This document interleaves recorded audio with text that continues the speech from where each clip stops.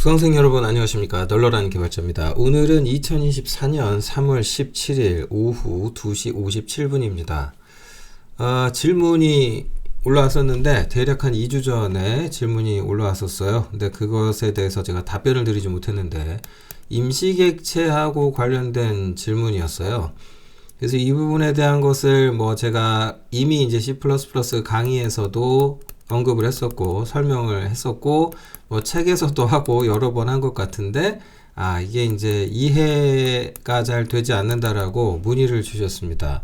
해서 보충 설명을 영상으로 남겨드리고자 합니다. 질문을 주신 분은 오랜 우리 구독자님이시죠?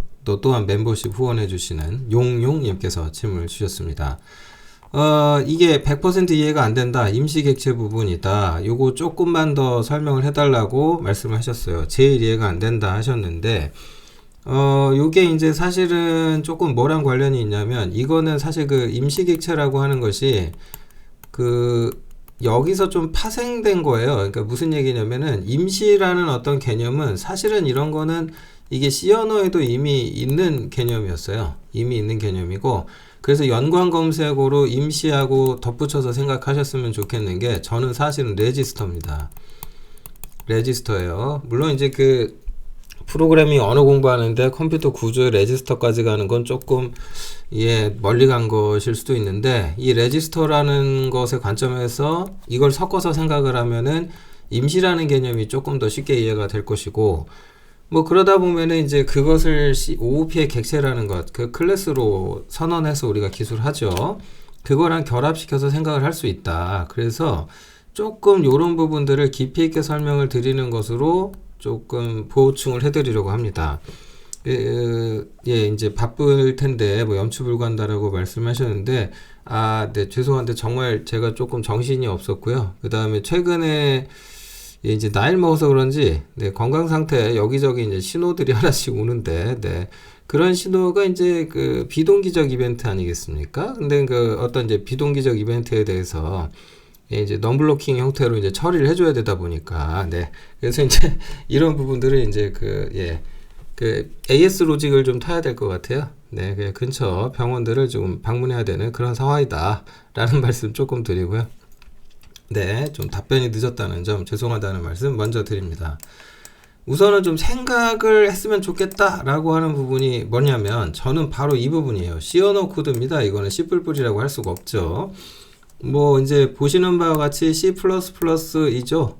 C인 Cout이 사용되고 있습니다. 그런 점으로 봐서 C++이구나. 거기까지는 알겠어요. 근데 솔직히 여기에 클래스 코드가 나오긴 합니까? 뭐 있나요? 그냥 함수죠. 여러분이 좀 함수에 대해서 생각을 할 때 제가 이제 독학의 C라든가 이런 데서 설명하기를 이 변수라고 하는 것을 거의 완전히 컴퓨터 구조상의 메모리라는 것으로 설명을 하고 있단 말이죠. 근데 이 변수라는 말 대신에 C++로 넘어오면은 아예 작정하고 변수라는 말을 잘 안 써요. 생각보다 뭐라고 그러냐면 인스턴스라는 말을 써요. 심지어 이걸 어느 단계까지 그렇게 가냐면 예를 들면 인티저 형식이에요. 인티저 형이라는 자료형이 있어요. 그것에 대한 변수를 선언했다. 그럼 이걸 변수라고 해야 되냐 인티저에 대한 그 인스턴스라고 해야 되냐 이 논쟁이 있었어요. 그러다가 이제 여러 이제 논쟁의 결과가 사실 정답이 있을 수 있는 건 아닌데 그 OOP나 이런 C++ 관점에서는 인티저에 대한 인스턴스다 라고 말을 하는 게 정확한 표현에 더 가깝지 않냐라는 게 이제 어떤 논쟁의 결론이었는데 그게 이제 정답이다라는 건 아니고 이런 거 있잖아요. 많은 사람들이 그쪽에 손을 들어준 정도. 그러니까 C 언어에서는 이제 이걸 변수라고 말을 하는 건데 하여튼 이런 거 갖고 말싸움을 하나 싶죠. 아무튼요 이렇습니다. 그러니까 임시객체라는 거에 대해서 우리가 좀 생각해 봐야 될 건 이런 거예요. 자, 함수라는 것이 있으면 함수에는 항상 그 기본형으로 반환 형식이 가장 먼저 기술이 됩니다. 그러니까 이거는 반환 자료형이죠. 그런데 이 자료형이라기보다는 조금 더 확대 해석해서 그냥 형식인 거예요. 이 형식을 OOP에서 기술할 때는 이제 클래스로도 기술을 할 수 있는 거니까. 그러니까 이제 따라서 이제 객체라는 말이 딸려 나올 수가 있게 되는 건데, 따라서 이제 객체라는 말이 딸려 나올 수 있는 거다. 근데 이제 요거는 뭐 그런가 보다 이거예요. 네, 그런가 보다 넘어가도록 하고요. 우선은 지금 그래서 드리고 싶은 말이 뭐냐면 이런 거예요. 이게 이제 코드를 잠깐 볼게요. 함수의 매개 변수가 있죠. 그러면 이 호출자 함수에서는 이것에 대한 실인수를 기술을 해줘야 작동을 할 거예요. 그런데 여기서 이제 사실 이게 컴파일러 최적화랑 관련된 부분이긴 한데 이 n 여기 이제 인티저 형식이죠. 리절트라는 변수가 선언이 됐고 a하고 b에 저장된 값을 읽어오죠.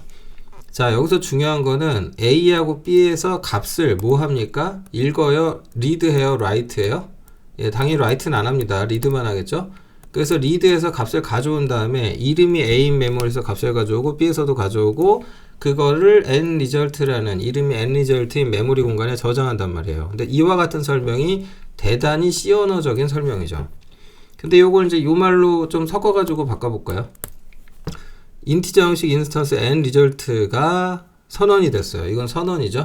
정의는 아니고 이제 할당 연산을 이용해서 정의를 하는데 이렇게 됐을 때 이제 인티저 형식의 인스턴스 a와 b 각각에 대해서 얘네를 rvalue로 활용한 다음에 그 값을 취해서 연산을 하게 되겠죠. 객체 단위의 연산이라고 해도 뭐 상관은 없을 것 같아요. 그러니까 인티저 a와 b는 각각 인티저 형식 객체니까.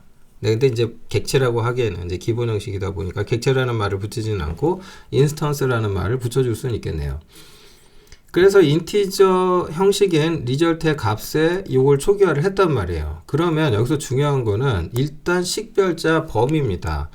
그러니까 nResult가 죄송합니다. 리절트 변수가 이게 선언이 된 시점으로부터 함수가 반환하는 이 시점까지가 이 인스턴스가 존재할 수 있는 스코프 범위예요.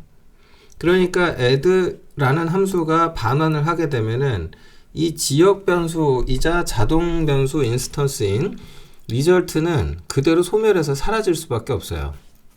그럼 여기서 이제 생각을 해봐야 될 게 함수가 값을 반환을 해요. 그럼 그 반환 값이 누구한테 전달이 돼서 되돌아가야 되냐면 이 함수를 붙인 호출자에게 되돌아가야 돼요. 그러면 여기서 중요한 건 뭐냐면 이 인티저 반환 값 자체는 도대체 어디에 저장이 될까? 예, 정답은 뭐죠? 예, C 관점으로 말씀을 드려서 요거는 레지스터입니다. 레지스터. 그러니까 레지스터 메모리에 저장돼 있어요. 그러니까 여기 리절트는 얘는 스택 메모리를 썼지만 이 안에 저장된 게 CPU 레지스터 안에 들어가 있는 거죠.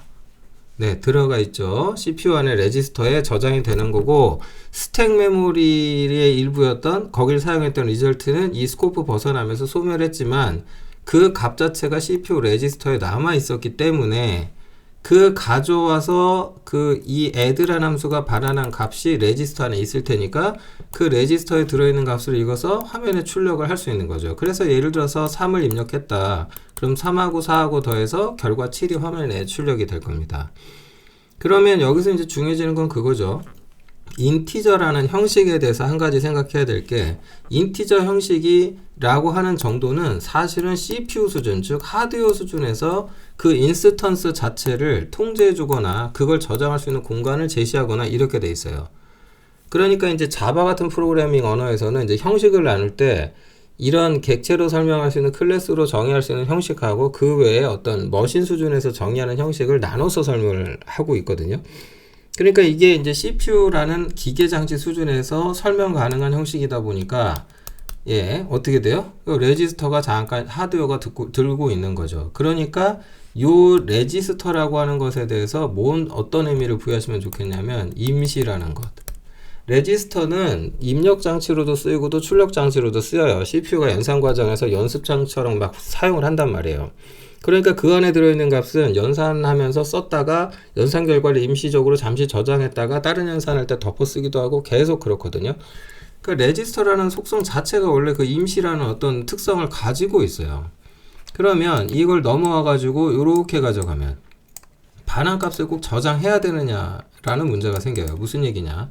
사용자가 입력을 만약에 여기서 4를 했다. 3을 했다.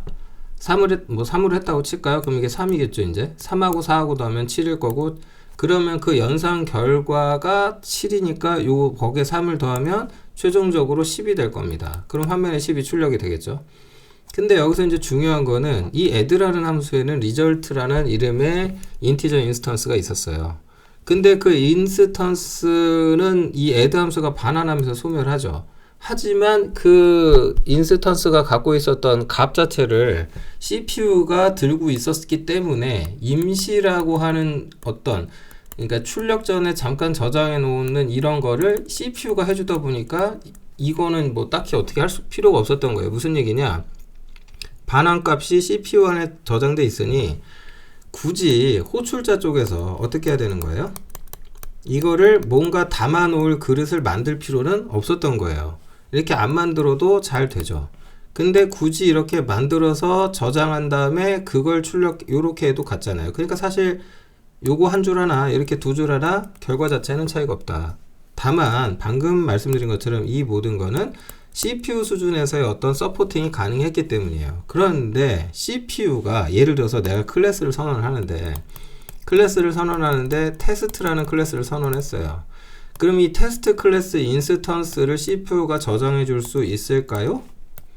안 되겠죠. 네, 인스턴스 클래스를 무슨 클래스가 뭐가 나올 줄 알고 하드웨어에서 그걸 지원해 주겠습니까? 못하죠.